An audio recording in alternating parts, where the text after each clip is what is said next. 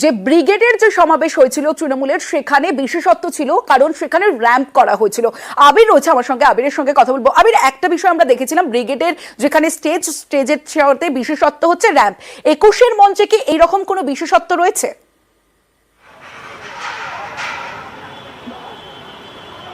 দেখো, ব্রিগেডের মঞ্চে যে র্যাম্প ব্যবহার করা হয়েছিল সেখানে নেতারা ব্যবহার করেছিলেন একেবারে জনগণের কাছে পৌঁছানোর জন্য, কর্মীদের কাছে পৌঁছানোর জন্য। এবং ব্রিগেডের সভা যেখানে হয় সেখানকার যে আকার আয়তন, তার সাথে ভিক্টোরিয়া হাউসের সামনে সবার ক্ষেত্রে আকার আয়তনে মিল থাকে না।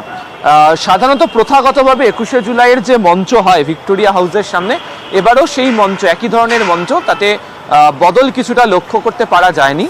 যেটা দেখার মতো সেটা হচ্ছে যে যারা শ্যামবাজারের দিক থেকে মিছিল করে আসেন তাদের একটা বড় অংশ সেন্ট্রাল অ্যাভিনিউতে গত কয়েক বছর ধরে দেখা গেছে তাদের একটা ভিড় থাকে।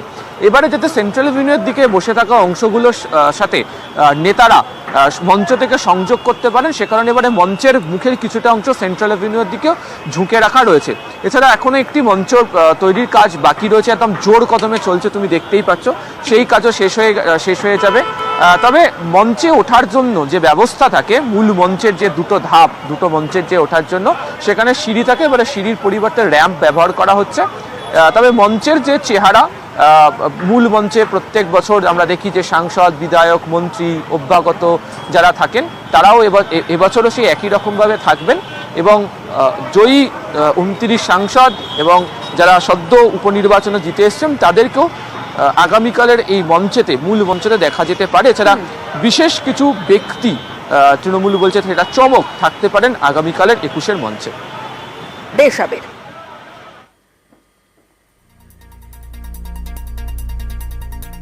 24-এর লোকসভা ভোটে বিপুল জয়। তৃণমূলের নেক্সট টার্গেট 26-এর বিধানসভা ভোট। আর তার আগে 21শে জুলাই 24-এর মঞ্চকে ব্যবহার করে 26-এর প্রস্তুতি শুরু করে দিতে চাইছে তৃণমূল। ঘাসফুল এখন অপেক্ষায় নেত্রীর দিক নির্দেশের। 21শে জুলাই তৃণমূলের ক্যালেন্ডারের অত্যন্ত গুরুত্বপূর্ণ দিন। 24-এর লোকসভা ভোটে রাজ্য জুড়ে সবুজ ঝড়ের পর এবারের 21 যেন আরো গুরুত্বপূর্ণ। এবার তৃণমূলের টার্গেট 26-এর বিধানসভা নির্বাচন। এবারে 21-এর মঞ্চ থেকে তৃণমূল নেত্রী দিতে পারেন 26-এর বার্তা। 24-এর লোকসভা ভোটে 21-এর পুনরাবৃত্তি, ঘাসফুলের জয় জয়কার, বাংলায় ফের সবুজ ঝড়।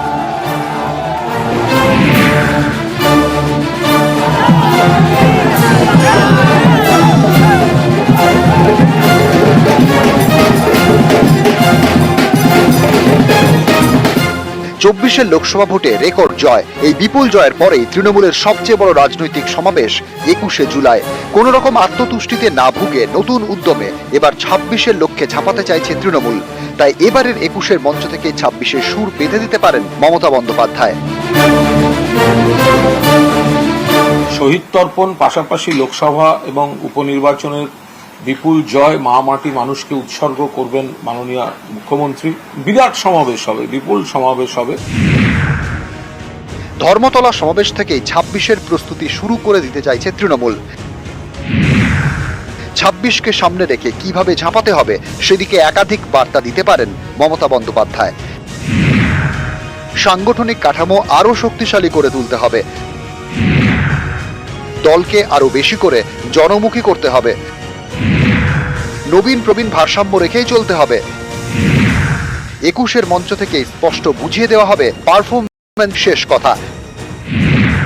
কাজই হবে দলে পদোন্নতি ও ভোটে টিকিটের মাপকাঠি।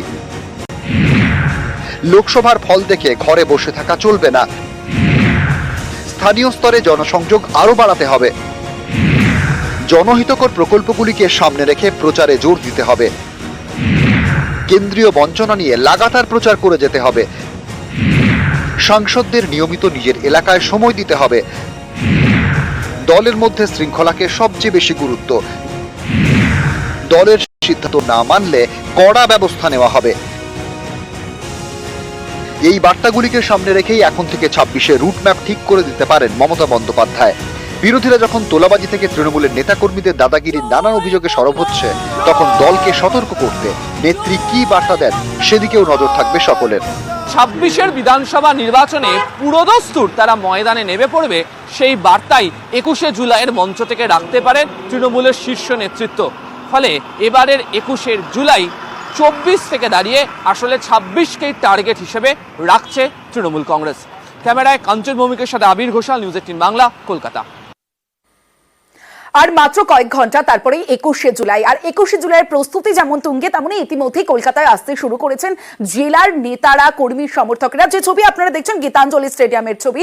বিভিন্ন জেলার তৃণমূল কর্মী সমর্থকদের এখানে রাখার ব্যবস্থা করা হয়েছে তৃণমূল নেতৃত্বের তরফে। আমার সঙ্গে আমার প্রতিনিধি রয়েছে, মানুষের সঙ্গে কথা বলবো। মানুষ, কতটা উজ্জীবিত তৃণমূল কর্মী সমর্থকরা? একদিকে জয়ের উদযাপন, অন্যদিকে 21শের শহীদ দিবস অর্থাৎ রক্তাক্ত স্মৃতির 30 বছর।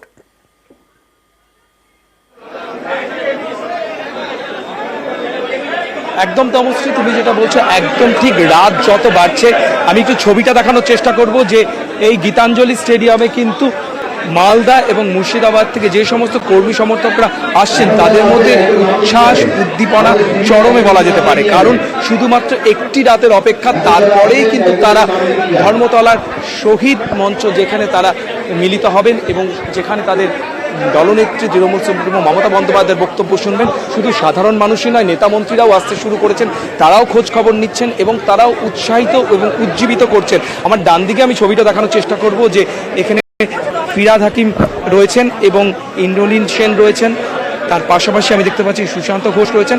এনারা প্রত্যেকে কিন্তু উজ্জীবিত করার চেষ্টা করছেন এই সমস্ত কর্মী সমর্থকদের, যাতে কালকের মঞ্চে যে বার্তা দেওয়া হবে সেই বার্তা যেন 1 বছর অর্থাৎ গোটা বছরের পথ চলার অক্সিজেন হয়। আমি একটু ববিদাকে সরাসরি লাইভে জিজ্ঞেস করব, ববিদা, কালকে যে বার্তা দেওয়া হবে সেটা কি গোটা বছরের পথ চলার অক্সিজেন? সরাসরি লাইভে রয়েছে।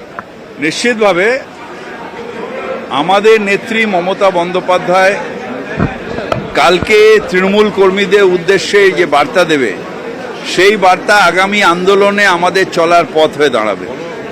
বিজেপির বিরুদ্ধে কিভাবে লড়াই হবে, কিভাবে আমরা আন্দোলনে নামব, কিভাবে প্রত্যেকটা আন্দোলনকে প্রতিহত করব, এই সব সংগঠনটা কিভাবে আরও চাঙ্গা করা যায়, এই সবটাই মুখ্যমন্ত্রী মমতা বন্দ্যোপাধ্যায়, মানে আমাদের নেত্রী মমতা বন্দ্যোপাধ্যায়ের মুখ থেকে শুনবে।